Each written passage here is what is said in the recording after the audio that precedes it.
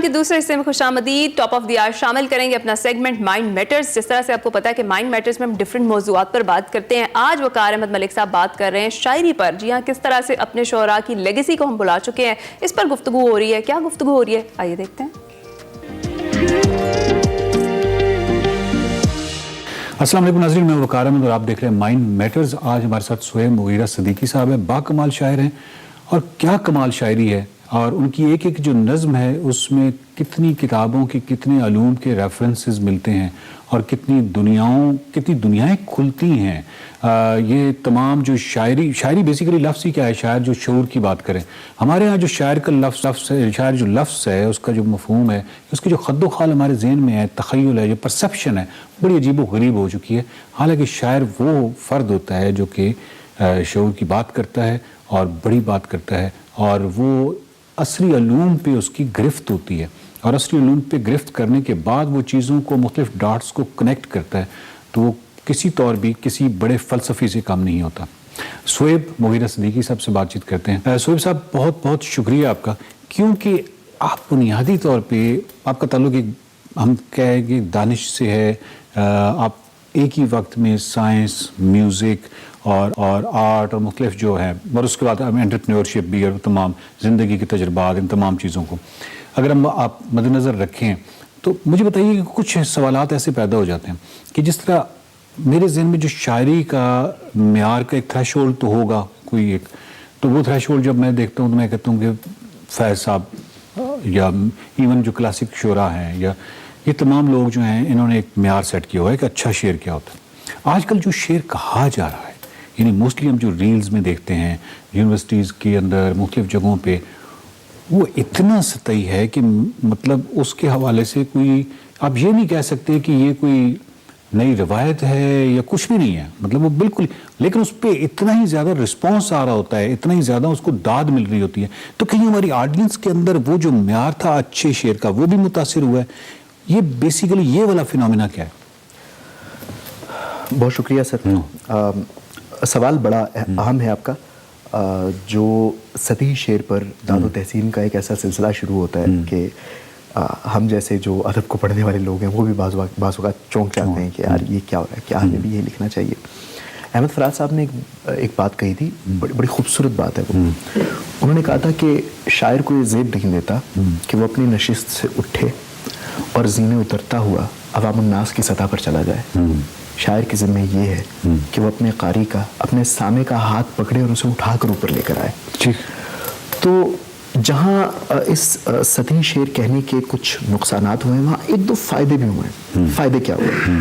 فائدے یہ ہوئے کہ ہماری نئی نسل جس کا کتاب اور شعر سے اچھے یا برے کسی بھی قسم کے شعر سے کوئی تعلق نہیں تھا, وہ ایک دفعہ جڑنا شروع ہو گئے. شاعری ایک دفعہ اسی طرح جیسے سن 70 کی دہائی میں, جیسے 90 کی دہائی میں زبان زدیں عام ہوتی تھی, چلیں کسی غلط سے کہیں نہ کہیں وہ لوگ شاعری سے ایک دفعہ جو ہماری نئی جنریشن ہے وہ دوبارہ جڑی ہے, وہ اس شعر کو سمجھ رہی ہے, سن رہی ہے. اور پھر دیکھیے ان تمام شعروں میں جو داد دینے والے لوگ ہیں ان کی اگر آپ اوسط عمر دیکھیں گے تو وہ آپ کو 16 سے 25 کے درمیان ملے گی. 16 سے 25 کے درمیان میں آپ کو ظاہر جذباتی ہیجان بھی اور طرح کا ہوتا ہے, آپ جنس کی طرف اٹریکٹ بھی ذرا اور طریقے سے ہو رہے ہوتے ہیں, دیگر معاملات پہ آپ کی نظر بھی نہیں ہوتی اس طرح سے, تو بہت سطحی لکھا ہوا شعر آپ کو ہٹ کر جاتا ہے. اس وقت زیادہ تر یہ ہو رہا ہے, اور آپ کو وہ جو ینگر آڈینس ہے وہ ایک دم کلک کر لیتی ہے اس پر. لیکن سوال یہ ہے کہ کیا یہ شاعری اپنا اثر رکھے گی, کیا یہ تاریخ میں اپنا وجود برقرار رکھنے میں کامیاب ہوگی؟ تو ہمارے, میں سمجھ رہا ہوں آپ جن دو شاعروں کی طرف اشارہ کر رہے ہیں, ہمارے انہی تمام شاعروں کے ہاں ایسا شاہکار کلام موجود ہے. all of them, like I know all of them, وہ تمام میرے بڑے قریبی دوست ہیں, اور یہ ان کا کانشیس ڈیسیجن ہے. نہیں, ہمارے بھی دوست ہیں. میں ایکچولی ان کا کچھ کلام جو ہے میں حیران ہوتا ہوں کہ یعنی مجھے اس کے بعد یہ انداز ہوتا ہے کہ یہ جو کچھ بھی کہا جا رہا ہے, جس کو آپ سطحیت کہہ رہے ہیں, وہ انٹینشنلی ارادتاً ہے, بالکل کرافٹ ہے, باقاعدہ کرافٹ ہے. لیکن یہ کرافٹ جو ہے, ابھی مثال کے طور پہ ایک گائک ہے بڑے مشہور, آج کل بہت ہی زیادہ ہٹ ہے, ہر جگہ پہ ہیں. یعنی وہ باقاعدہ گائک نہیں ہے, وہ گائکی کا مذاق ہے ہر جگہ پہ. صحیح. اور انہوں نے مطلب اس کا اتنا بدترین مذاق. اب مجھے سم ٹائمز اس طرح لگتا ہے جیسے فن جو ہے وہ چاہے موسیقی کی شکل میں ہے, چاہے شاعری کی شکل میں, اس کی اپنی ایک پرسٹیج, اس کی اپنی ایک عزت ہے, وہ سارا کچھ ہے. تو سم ٹائمز کوئی بندہ ایک اٹھتا ہے اور وہ اس طریقے سے پیش کرتا ہے جیسے وہ اس فن کا باقاعدہ مذاق اڑا رہا ہے. اور یہ اس میں جس سطح کی آپ بات کر رہے ہیں اس میں خطرناک بات یہ ہے کہ ان تمام جن کو ہم پتہ نہیں کیا کہیں گے، ان کی آپ آڈینس کا سائز چیک کیجئے، اوریجنل آرٹسٹ سے کئی گنا زیادہ ہے. اس سے ملان گنڈیرا کی ایک بڑی مشہور لائن ہے، انہوں نے کہا تھا کہ یہ صدی پاگلوں کی پذیرائی کی صدی ہے، اور وہ ہم دیکھ رہے ہیں، ہماری آنکھوں کے سامنے برپا ہے. یہ ایک ایسی تکلیف دہ چیز ہے جس کا آپ اور میں شاید کچھ نہیں کر سکتے. لیکن میں آپ کا شاعری کی طرف یہی سوال اس طرف سے لے کے آ رہا ہوں کہ اس طرح موسیقی کی مثال دی ہے، بالکل اسی طرح شاعری میں یہ لوگ جو ارادتاً یہ جو کچھ کر رہے ہیں، نہیں، میں ان کو چاہت کے اسکیل پر نہیں سمجھتا. ٹھیک ہے. اب کچھ لوگ دیکھیے، شعر کہاں بنتا ہے، شعر کو ہم شعر کب کہتے ہیں، اس کا ایک بہت سیدھے انڈیکیٹرز ہیں 4. مصرع وزن میں ہے، بحر کا خیال رکھا گیا، دونوں مصروں میں ربط موجود ہے، اور شاعری کی جو بنیادی 3-4 باتیں وہ اس میں پوری ہیں. تو قرۂ ارض پر اردو سمجھنے اور پڑھنے والا لٹریچر کا طالب علم اس کو غیر شاعر نہیں کہہ سکتا. ٹھیک ہے. وہ جیسے چاہت صاحب کو تو گائکی کی بنیاد نہیں پتا نا، انہیں تو سر نہیں پتا، سامنے نہیں لگانا نہیں آتا، سامنے ان کے نہ کہیے گا بس. جی بالکل. ٹھیک. تو لیکن یہاں پہ جو ہمارے دوست ہیں جن کا بھی ہم تذکرہ کر رہے تھے، they know everything. ایون اگر وہ اپنے معیار سے نیچے کا بھی شعر کہہ رہے ہیں، وہ بھی وزن میں ہے، سر میں ہے. جیسے ایک گانا سر میں ہوتا ہے، وہ وزن میں ہے. ان میں سے کوئی ایک شعر بھی وزن سے خارج نہیں ہے. تو ان کو غیر شاعر نہیں کہا جا سکتا. ہاں، ایک اور طبقہ ہے جو ان سے بھی 2 درجے نیچے آتا ہے، جن کے آپ کو وزن بھی نہیں ملے گا، تکنیک بھی نہیں ملے گی، قافیہ اور ردیف بھی نہیں ملے گا. وہ تو بالکل ہی سیپریٹ ہو جاتا ہے نا معاملہ، وہ بالکل ہی الگ ہو جاتا ہے. ان کو ہم پھر شاعر بھی نہیں کہتے.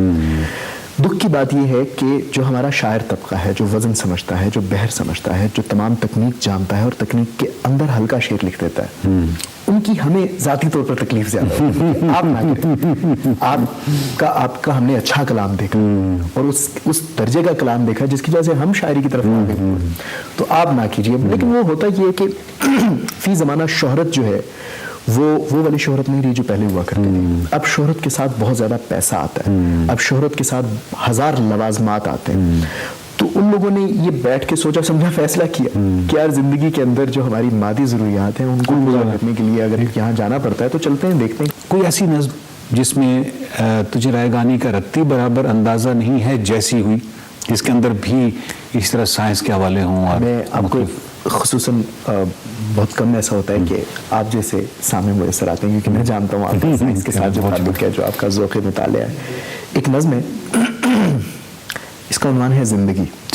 دل میں لاوا ہے جو بھی جو انگار ہے، آج بیکار ہے. جل رہا ہے جو سینے میں نوحہ لیے، ایک فنکار ہے وہ بھی بیکار ہے. پوچھنے کو بھلا کوئی ہے بھی صحیح، کوئی 28 برس یوں ہی جیتا رہا، 224 ملین سے زیادہ دفعہ سانس کھینچا گیا، ہر تنفس پہ معنی کی تفہیم کا زخم نوچا گیا، ہر تنفس پہ معنی کی تفہیم کا زخم نوچا گیا، خوب سوچا گیا. ایک ذرے کو دیکھیں تو موجود ہے اور نہ دیکھیں تو موجود کچھ بھی نہیں. بالکل ٹھیک. ایک ذرے کو دیکھیں تو موجود ہے اور نہ دیکھیں تو موجود کچھ بھی نہیں. کائناتوں کو دیکھیں تو مربوط ہیں اور کوانٹم میں مربوط کچھ بھی نہیں. ہست ہے ہی نہیں، نیست ہی نیست ہے، کوئی لا نہ الہ نہ ہی کیوں اور نہ کیا، صرف تشکیک ہے سب کہاں ٹھیک ہے. واہ واہ واہ واہ واہ. صرف تشکیک ہے سب کہاں ٹھیک ہے. چند ملین برس اور جی لیں گے آخر بکھر جائیں گے، چند ملین برس اور جی لیں گے آخر بکھر جائیں گے.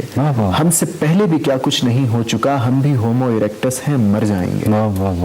ہم بھی ہومو ایریکٹس ہیں مر جائیں گے. باقی رہنا بھی ایسا مقدر نہیں، کون ہے جس کے کاندھے پہ پتھر نہیں. ہم بھی سب کی طرح اپنا پتھر پہاڑی پہ لے جائیں گے اور اتر جائیں گے. خود سے پوچھو ذرا، ہم بھی بے بس نہیں ہیں تو پھر اور کیا ہیں. ہم سیسیفس نہیں ہیں تو پھر اور کیا. ہم سیسیفس نہیں ہیں تو پھر اور کیا ہے. اس سے پہلے یہ بے معنوی زندگی اور گنجلک تماشے دکھاتی مجھے، ایک گھٹا زندگی کی تمازت میں جھلسے ہوئے شخص پر چھا گئی اور تم آ گئی. تم آ گئی. ایک آتش فشاں دل کی ویرانیوں سے نکل کے کوئی نظم بننے لگا، کوئی کیمیوں کی باتوں سے سر کھینچ کر کلائی کی چوڑی پہ مرنے لگا. کہکشاؤں کی پیچیدگی، اپنے ہونے کا ابہام، ذروں کے دوہرے رویوں کی تفہیم، منطق کی گہرائیاں، کتنا کچھ تھا کہ جو دل کے سادہ ورق پر لکھا رہ گیا، اور دل تھا کہ دنیا جہاں چھوڑ کر جس جگہ پر رکا تھا رکا رہ گیا۔ واہ واہ واہ واہ واہ واہ، یعنی آپ کی اس نظم جب آپ یہ کر رہے تھے، مطلب انسرٹنٹی پرنسپلس لے کے کوانٹم میکینکس کے اندر ہم گئے، پھر ہم وجودی فلسفے کے اندر وجودی فلسفے میں چلے گئے، ایگزسٹینشل جو کرائسس ہیں یا پریڈیکمنٹ ہے اس کی طرف گئے، پھر البرٹ کامو آ گئے، سسمس کا پتھر آ گیا، پھر کمال ہے زبردست، بہت ہی اچھا لگا۔ تھینک یو سہیب بھائی، تھینک یو ویری مچ۔